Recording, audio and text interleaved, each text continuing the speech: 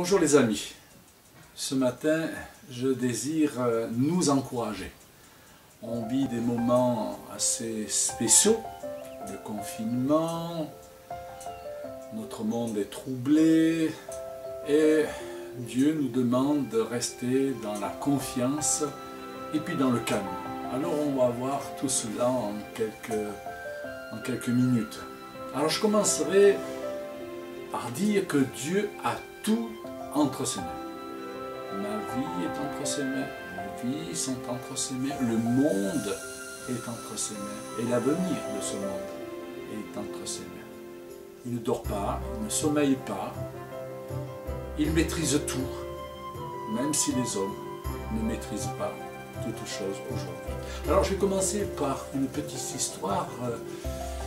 C'était une dame, une vieille dame solitaire qui a dépensé son dernier sou et aussi a mangé son dernier morceau de pain. Elle se trouve à genoux près de sa table, elle se met à prier Dieu et demande à Dieu de lui envoyer un pain. Alors quelques jeunes gens du village l'entendirent et ont voulu lui jouer une farce. Ils allèrent chercher un pain qu'ils laissèrent tomber par la cheminée. Alors qu'elle se relevait, elle vit un paquet lui arriver de la cheminée, du ciel. Elle l'ouvrit et pleine de reconnaissance, elle se mit à rendre grâce à Dieu à haute voix. Les jeunes écoutaient et ils ouvrirent la porte et lui disant en riant « Mais c'est nous qui avons envoyé ce pain et non pas Dieu !»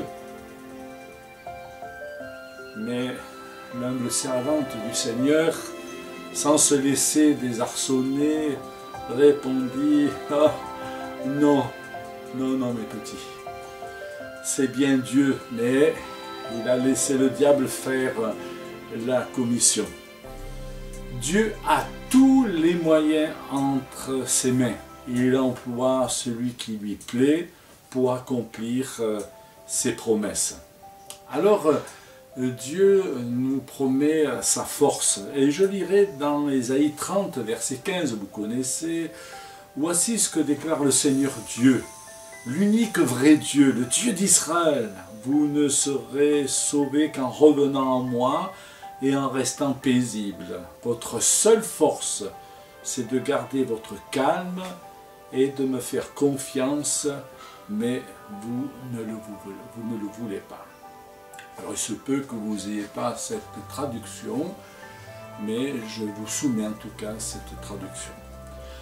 Alors je voudrais dire une chose, que la tranquillité, source de notre force, c'est la paix de Dieu qui surpasse tout ce que nous pouvons concevoir et qui garde nos cœurs et nos pensées quand nous exposons nos requêtes à Dieu. Est-ce que nous le voulons? Est-ce que nous le désirons? Ou alors, est-ce que nous désirons continuer à nous tracasser? La confiance est source de notre force. C'est la conviction qui nous incite à nous approcher du Seigneur pour recevoir sa miséricorde et son secours au bon moment. Le voulons-nous? Ou doutons-nous qu'il puisse intervenir dans nos difficultés? Aujourd'hui encore, comme au temps d'Israël, Satan s'acharne à déstabiliser le croyant, à affaiblir le croyant, à éloigner le croyant du Seigneur.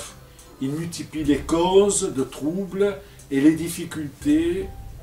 Il s'ingénie à susciter des sentiments d'inquiétude et à semer le doute quant aux promesses formelles du Seigneur. Est-ce que Dieu a réellement dit? Est-ce que ce que Dieu dit?